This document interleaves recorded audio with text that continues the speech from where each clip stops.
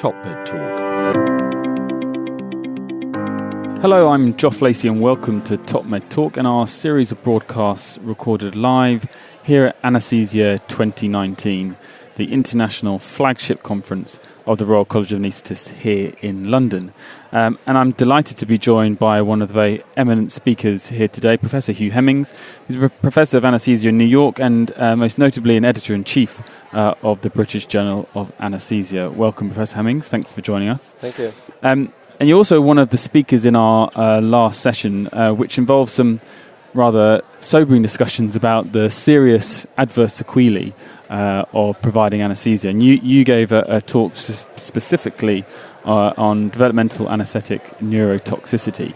And I was just wanting to talk to you about that. Maybe we start off by stating that in 2016, the FDA issued an announcement saying that some of the commonly used agents in general anaesthetics could potentially be detrimental to the very young and the developing brain. And there's been a lot of evidence of in animal studies of that damage as such. Would you mind expanding on what evidence we have at the moment with regards to that neurotoxicity? So this is an excellent example of finding from the laboratory that then had important clinical implications and really spurred a lot of research, more animal research, and as well as clinical studies to determine whether it's translatable to humans. It started with animal studies that suggested that anesthetic agents, more or less all of them, can produce neurotoxicity in animals exposed early in their life, so in the infant and neonatal stages of brain development, which is when most of the synaptogenesis and neurogenesis is occurring. This was initially followed by many confirmatory studies that showed that it was true also in other species other than rodent, which is where the first studies were done. It extended to primates, monkeys, which is much closer to humans, and it resulted in neurobehavioral deficits in these animal models. In other words, learning and memory were impaired. The animals that were exposed at an early age had functional neurological deficits as adults when tested in various models of learning and memory. So the concern then was where this, what impact will this have, or does it have, for human anesthesia? And these are quite significant findings for these animal studies, and grave concerns if they are translated into humans. Absolutely. So that was the data in animals are incontrovertible. The effects are large, easily measured, reproducible in many labs, many species, like I said. But the issue of developmental neurotoxicity in humans had not been recognized clinically. So this was a laboratory finding really in search of a clinical correlation. The effects are so strong in animals, it would have been remarkable if that wouldn't have been noticed, but it is possible because the animal studies were all done with anesthesia alone for the most part. There were, and humans typically don't get anesthesia without surgery. So most of the time there is a comorbid condition in the human, so maybe that complicated some of the outcomes. But as a result of because of the importance of this topic, a number of prospective clinical trials were conducted, 3 of which were reported in the last year, 2 in the last year, 1 in the last 2 years, that looked specifically at the impact of anesthesia and surgery on neurobehavioral measures in humans. And these studies looked at exposure before age 3, which is felt to be the vulnerable period in humans, measured global intellectual function in terms of the IQ test, as well as other secondary measures looking at more specific neurobehavioral tests, and tried to determine whether human infants exposed to anesthesia early would have sustained neurological deficits or neurobehavioral deficits as they matured. Fortunately, all three of these studies did not find a positive effect or find a harmful effect on the primary endpoint, which was an IQ. So whatever the effects are, at least in these, given the limitations of these studies, they're not drastic in humans. The main limitation being that the exposure times are short, so the average is around 1 hour. So I think this gives anesthesiologists some degree of comfort, I think, in knowing that at least for exposures less than an hour or less in humans at these early stages of development, that we're probably okay with healthy children. The question then comes, like, what if there's impacts of comorbid conditions or something? And the kind of multiple hits of multiple anesthesia and the length of time, because correct me if I'm wrong, but the animal studies often were with longer periods of anesthesia, is that correct? That caused harm? Correct. So the initial studies in animals involved very long exposures that probably don't have a lot of clinical relevance. But over time, they've been repeated and confirmed with shorter and shorter exposures, and to the point where, at least in rodents, there's a and probably also in primates, there's a threshold exposure time of about 3 hours, which seems to be the cutoff. Shorter than 3 hours, you don't get dramatic changes in behavior, whereas longer, it's more reproducibly measured. So these human studies, these prospective human studies that were recently reported, all looked at procedures that involved relatively short exposures. The other thing that came out from the animal work is that multiple exposures is worse than a single exposure for the same time. So that question was investigated in one of the studies, the MASS study, which compared single exposures to multiple exposures. They weren't the same time, so the multiple exposure group also had a longer cumulative time of anesthesia, but there was no difference in IQ between those two groups, although there was a difference in some more subtle parentally reported changes in behavior. So do you think IQ is the best primary outcome to be looking at then for these, or whether, because of the complexities of the human personality and intellect, we need to be a bit more searching harder in a way? I think IQ is a pretty coarse measure. Yeah. It's not the most sensitive way to look for neurological or neurobehavioral deficits. So some of the studies have used more sensitive neuropsychological testing, and they do find differences in certain domains using these tests.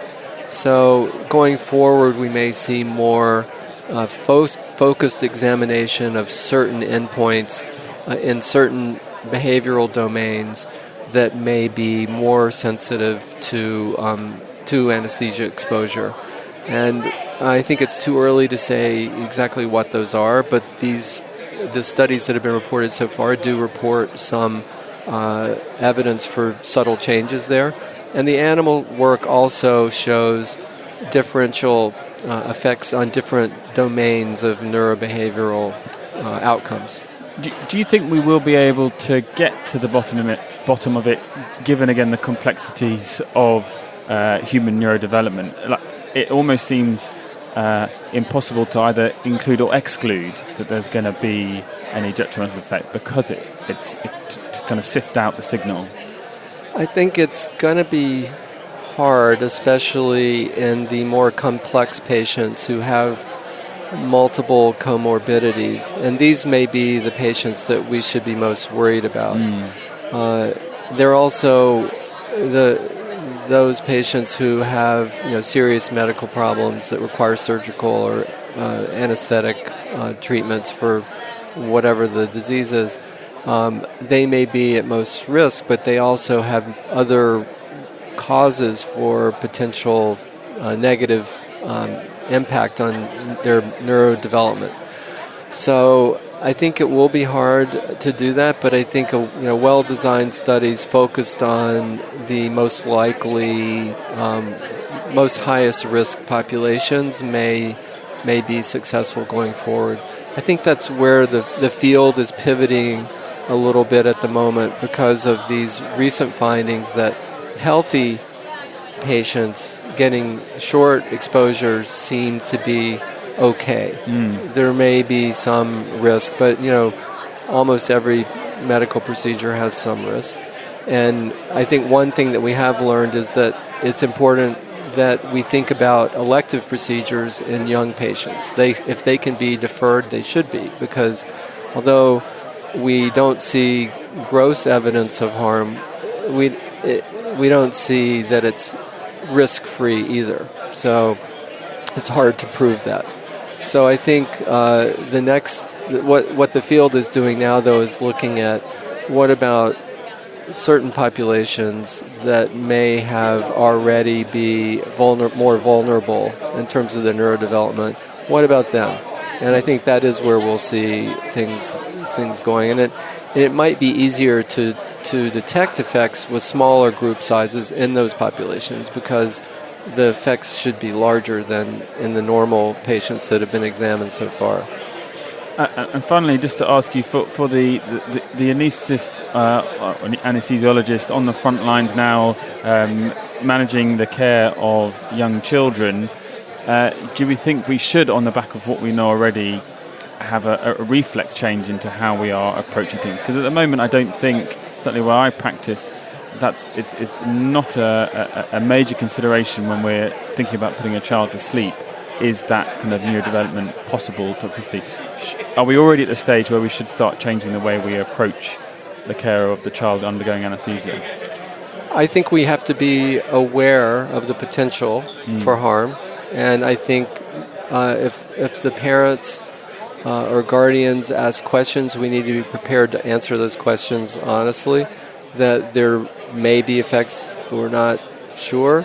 That the bottom line is that if the patient needs the procedure, they should have the procedure, and the probably small risk of anesthesia exposure should not prevent that. Yeah. That's where the issue of elective surgery comes up, because there, if there's no reason to not delay or to delay, then you probably should wait at least till 3 years, or 2 to 3 years. That's debatable, but doing elective procedures on fairly young children, on very young humans, is probably not justified given what we know from the animal data and some of the hints from the human data in normal patients. But I guess then the question becomes, what is necessary surgery or not? And one of the questions was about cleft palate. And I think, there are risks for not having that surgery early in terms of verbal development, eating. So those are clear, definitive outcomes, that would be impacted by not having the surgery. So I think, but, you have to have the information to make those decisions. It's always going to be a case-by-case, but certainly something we should put into our risk assessment, I suppose, is the...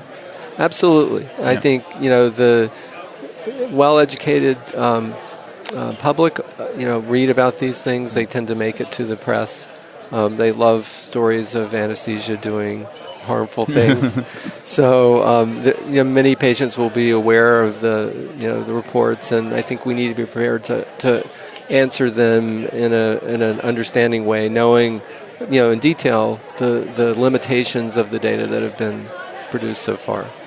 Well, Professor Hemmings, thank you very much for your time. That's all we've got time for now, but you can find out more from Anaesthesia 2019 on the TopMed Talk website, and we look forward to you hearing again soon. All the best. Thank you. TopMed Talk. Nick Majerison here. Thanks for listening to TopMed Talk. Now, before we let you go, it's important that we remind you to subscribe to Top Med Talk. That way you'll never, ever miss another episode. Also, if we could encourage you to join us on social media, Twitter, Facebook, LinkedIn, YouTube, pretty much every single social media platform, we're there. Join us. And finally, check out topmedtalk.com. If you go to our website, you can subscribe to email updates. That way we can always tell you where we're going to be, what we're going to be doing, and how you can join us. topmedtalk.com and click on the section marked email updates. Finally, Top Med Talk is proud to act as the broadcasting arm of EBPOM, Evidence-Based Perioperative Medicine. We'd love you to find out more about them as well. ebpom.org is their website. That's ebpom.org. And if you go to ebpom.org/meetings, you can find out about some of the wonderful meetings that we attend and cover across the year here on Top Med Talk. That's ebpom.org/meetings.